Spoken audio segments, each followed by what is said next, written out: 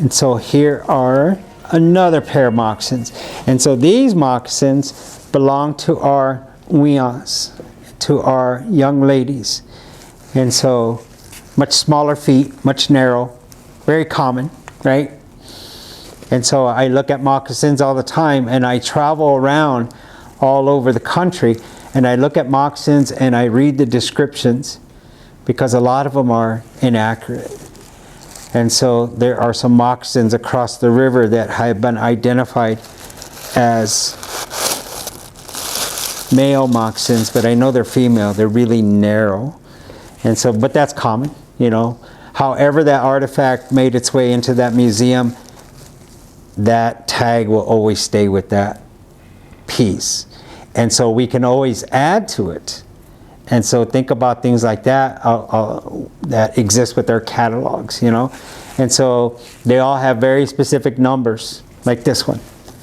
It identifies this artifact. And so all the information is, you have to look up this number, and then the imagery will pop up, all the paperwork, whatever there is, will be with this number. It coincides with that. So that's how cool that is. And so unfortunately, a long time ago, they would staple, they would write on our moccasins, they did all kinds of stuff because they didn't understand the importance of said relatives. And so I know that these are female moccasins, once again, because of the ankle cuff that is so high. And so I call this the ankle cuff right back here. And so this extends up. It's much higher than the males because we have these leggings. When opened up, will slide over that hide. And so that's why and how that is. And so, you know, I'm a Lakota once again.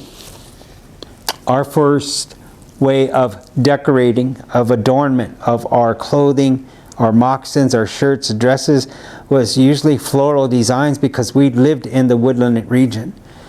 And so as the Lakotas moved westward, we weren't really even Lakotas at that time.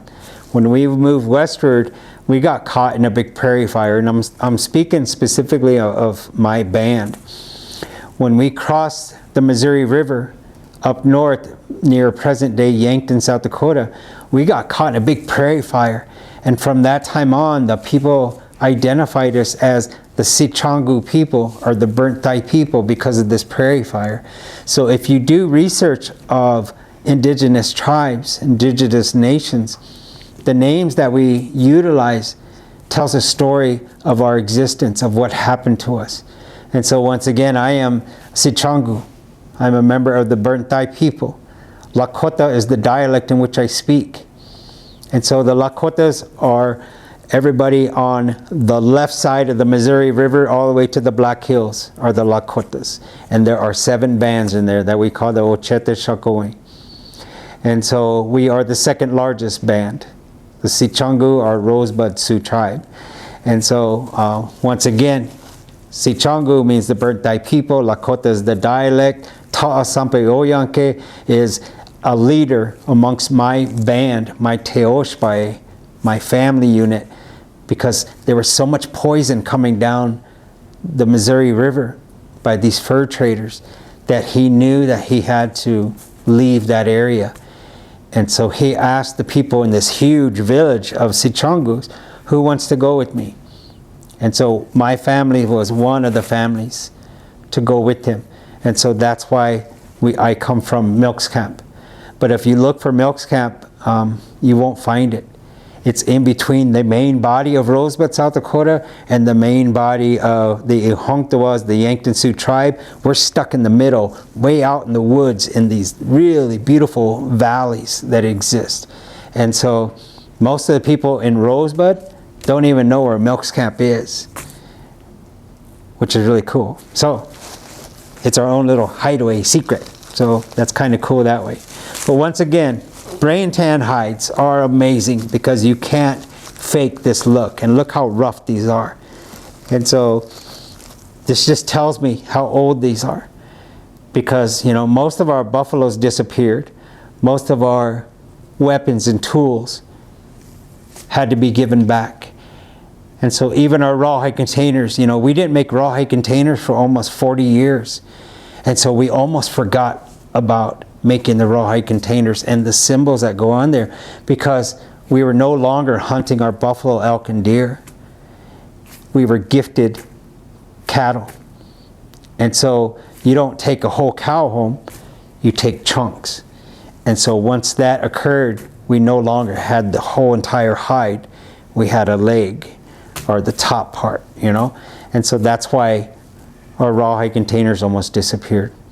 And so did this process. And so on my reservation alone, there are over 40,000 plus indigenous people living on the lands of the Rosebud Sioux tribe.